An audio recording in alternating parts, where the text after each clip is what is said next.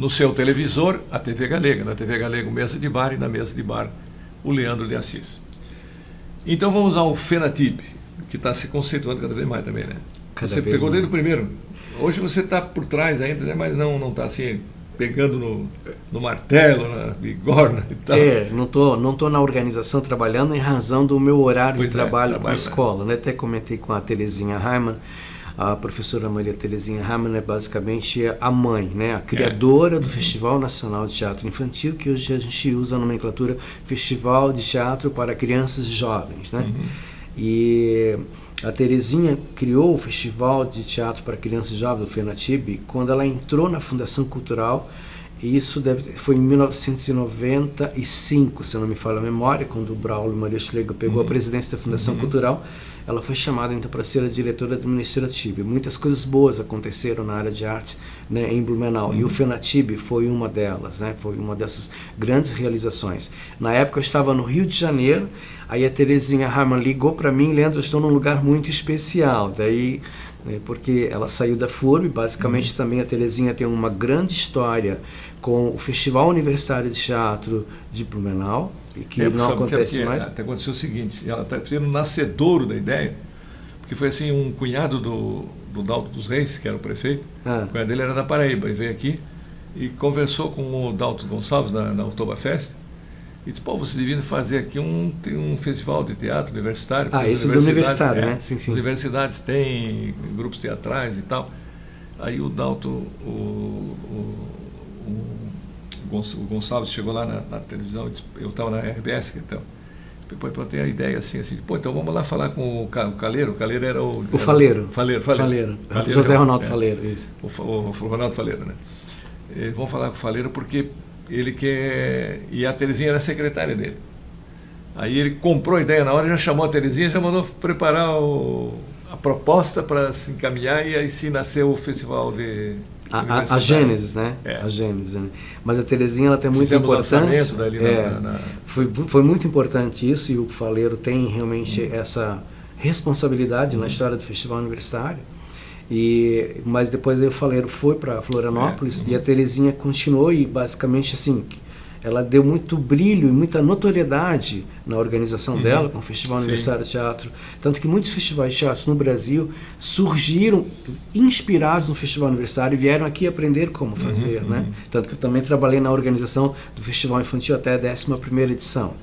E o FENATIB, voltando ao FENATIB, a Terezinha me liga e falando, ela comenta que ela ia fazer, eu fiquei muito feliz, né? o Festival Infantil. Já fazia coisa com a criançada na escola, não? Sim, eu vim de uma época, antes de eu ir para o Rio de Janeiro, Pimpão, eu tinha o grupo teatral Tebas, e eu fazia muito teatro na escola.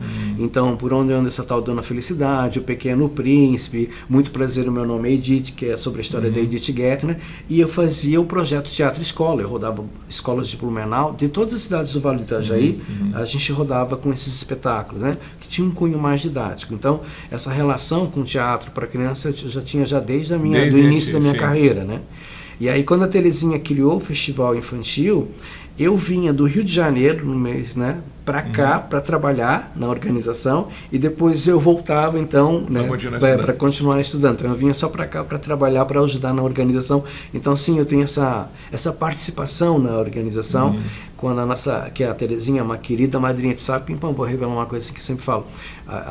Quando tu é estudante, assim, que tu é jovem, passar fome é divertido, assim, né? Porque era bem difícil lá a vida, né? Era uma outra cultura e tal, e tudo é muito caro e tal. E eu cheguei a passar por uma situação financeira bem difícil, né? Meu pai também tinha a aposentadoria, não saía, que os caras enrolavam, né? Então o financeiro era... E a Terezinha me ajudou financeiramente. Então isso eu tenho... Basicamente, a Terezinha é uma mãe, assim, e eu não fui o único artista. Tu vai encontrar mais artistas em Blumenau que ela ajudou, que tu vai ouvir que onde ela tirou dinheiro do próprio bolso para ajudar financeiramente. Eu sou uma dessas pessoas que é assim, bem mãe, bem madrinha mesmo, assim, que não, e quando eu fui pagar, ela disse, não, esse é meu investimento na arte, no nosso, nos nossos patrícios, nos nossos artistas de Blumenau. Ela é realmente uma mãe, uma pessoa muito digna, tanto que a mostra de esquete de teatro estudantil, nós homenageamos a Terezinha Heimann ano passado, na 8ª edição, né, que essa aqui basicamente é é a 9ª, né? Edição que foi ano passado, e ano retrasado, a 8ª, a Terezinha recebeu o troféu homenagem. Esse evento é em novembro? Sempre? Esse é do ano passado, é em novembro, sempre em novembro. E aí o festival de sketches de teatro estudantil. Prepara durante o ano e no final do ano. Exatamente, né? Para estudantil, melhor no final do ano, né? Então, assim, aí o FENATIB vem acontecendo. O FENATIB, o Pimpão, foi tão importante para Santa Catarina e para o Brasil, porque antigamente os grupos faziam qualquer coisa de teatro para criança. E o FENATIB, quando digo que foi importante não só para o Blumenau, para Santa Catarina, para o Brasil, começou a se discutir que tipo de teatro, de conteúdo dramatúrgico que se deve levar para as crianças, e não qualquer bobagem. Então começou a se debater esse tipo, que tipo de proposta de espetáculo, de estética, de encenação e escrita cênica a gente deve estar levando. E aí começou a se ter um enriquecimento e um olhar mais precioso, mais apurado sobre a estética do teatro, sobre o fazer, a interpretação teatral, né? E essa relação com a criança. Então, hoje o teatro para crianças no Brasil, ele basicamente está mais maduro, tem uma qualidade muito superior, sem ter medo da expressão da verdade das minhas palavras. O FENATIB foi um grande acontecimento na história do teatro para crianças no Brasil, para esse amadurecimento. É porque o teatro, acho que é o princípio básico do teatro mesmo, né? Quem faz, para quem é feito e o que é feito. Exatamente. Né? Então, a gente vê que e também tem essa seleção, né? Porque ela tem um trabalho aqui, tem a comissão que seleciona, não é qualquer coisa que vem, né? Tem uma seleção, exatamente. Embora tenha muito escritos e tal, tem profissionais na área de teatro que vêm fazer análise, debater. Então, eu basicamente aprendi, porque eu lembro quando eu fazia teatro para criança, que hoje eu não faria mais daquele jeito, né? Claro, você tem, porque a criança, a plateia mais justa, mais honesta, se você quer saber se seu trabalho é decente ou não, é a criança, é o teatro para criança. Então ali ela não é um tem trabalho perdão. Importante porque você está preparando o público do teatro. Sem contar que tu está ainda fomentando, difundindo, criando uma cultura de apreciação de teatro, entendeu? Dessa geração que você não pode ter buraco. Se tiver buraco, no ato contínuo de fomentar, de difundir, né, e de educar culturalmente, quando você fizer uma apresentação de uma orquestra de câmara, de uma exposição de arte, de dança, de teatro, você não vai ter plateia. É porque Blumenau tem isso, né? Blumenau, o maestro Gaia tinha uma orquestra sinfônica, na qual tinha participação do seu Igueri, que era dono da companhia Ehring, tinha bombeiro, tinha balconista, tinha soldado do batalhão. Tinha um banco também. Tinha gente, né, de todo tipo. Então as pessoas vinham, na verdade, não era para ver a orquestra tocar, era para ver o parente tocar. Que todo mundo tinha alguém parente na orquestra. E criou-se uma cultura de orquestra. Tanto é que eu cansei de ir ali ver. Grande pianista vinha fazer um concerto em Blumenau, 12 pessoas na plateia. Orquestra lotada. Né? Criou-se um clima mesmo de, né? Não, a orquestra vai tocar, tudo isso. E depois também fomentou-se bastante com a orquestra de câmara de Blumenau também, que saiu viajar pela Europa e tal, né? O professor Frank Graf tem uma personagem de grande importância na história da música de Blumenau, como a professora Noemi Keller, né? Então, são personagens muito importantes, assim. Então, muitas vezes eu até fico preocupado se essa nova geração sabe quem foram essas personagens, né? E aquele tempo eu estava na Bitasul. Aí o Graf, nós fizemos uma cadeira de poupança lá, o dinheiro que ele tinha, botou na poupança. Aí com o rendimento ele fazia os eventos aí organizados. Eu lembro disso, o Graf, né? O Graf foi diretor do Departamento de Cultura, que não existia Secretaria de Cultura, e nem lá onde é a Secretaria, né? Ali a gente dividia com o trânsito, com um negócio do lixo, a área verde e um pedacinho lá do Departamento de Cultura. E o Graf era o diretor de cultura. Sim, ele fazia render para fazer os eventos. Era pró-música, foi feita a pró-música. Era pró-música. Pois é. Agora, você me disse que você estudou no Ercílio Deck. Sabe que eu tenho uma admiração muito grande, porque é um colégio grande, né? Hoje se tornou um colégio bem grande. E uma vez, no tempo que eu estava na Habitação, nós fizemos uma promoção Feliz Cidade Colorida. Aí distribuímos um cartaz assim, que era a catedral ali, com a torre, aquela coisa, para a gurizada colorir. E apareceu o trabalho de um menino lá da Ercílio Deck, um troço fantástico, parecia uma pintura, assim, sabe, aquarela, coisa que vale. Aí já queriam, os professores que estavam ali, de jurados, né, queriam tirar fora. Isso não é trabalho de criança, isso é coisa de adulto. Eu disse, olha, não podemos fazer um julgamento assim. Então vamos chamar o guri aqui, mandar ele fazer. Aí chamei lá o guri, passei o gurizinho lá. Primeiro que ele sentou assim, começou a apontar os lapisinhos de cor dele, né? Aí pegou um cartaz e começou, aquela mãozinha leve assim, porque geralmente crianças fazem aqueles riscos assim, né? Fica um mais forte, um menos forte e tal.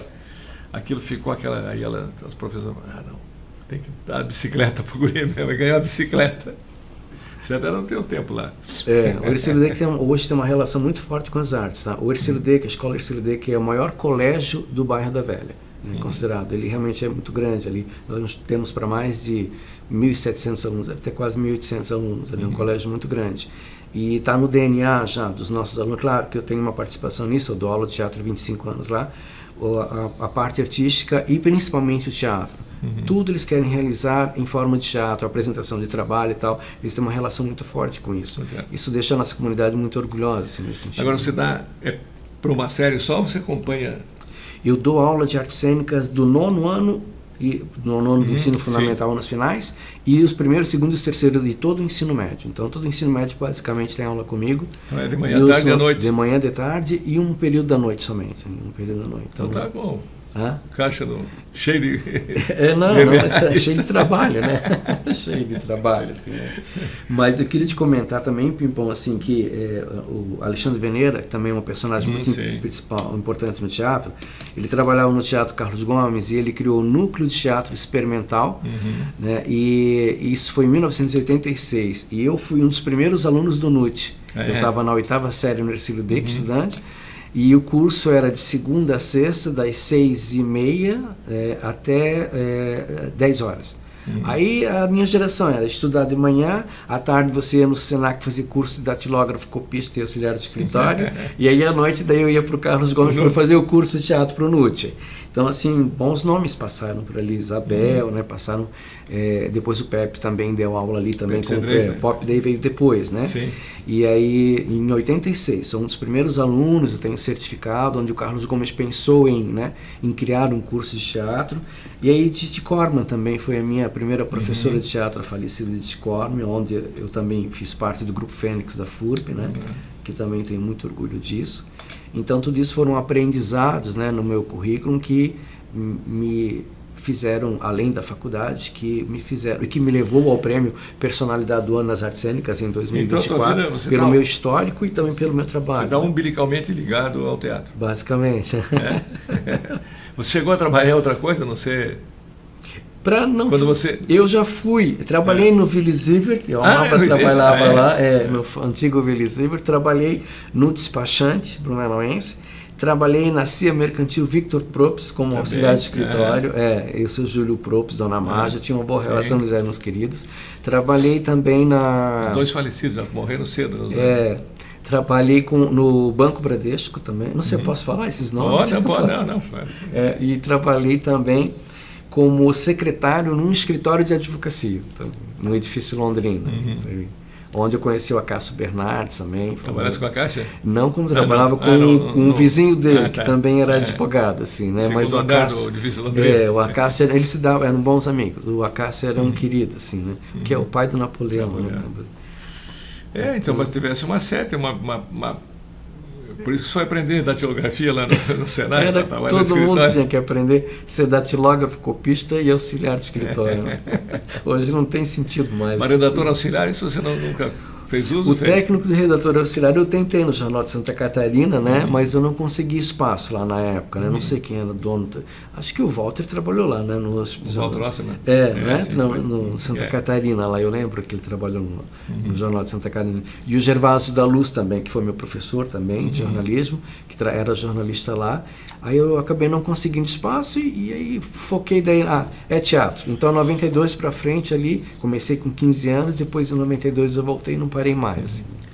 Essa questão do jornalismo é interessante, né? Porque Antes de abrir espaço para o Foca, o cara começar a trabalhar, depois inventaram a faculdade, foi na época da ditadura. Isso. Que aí não podia mais escrever se não fosse formada na Só receita de bolo.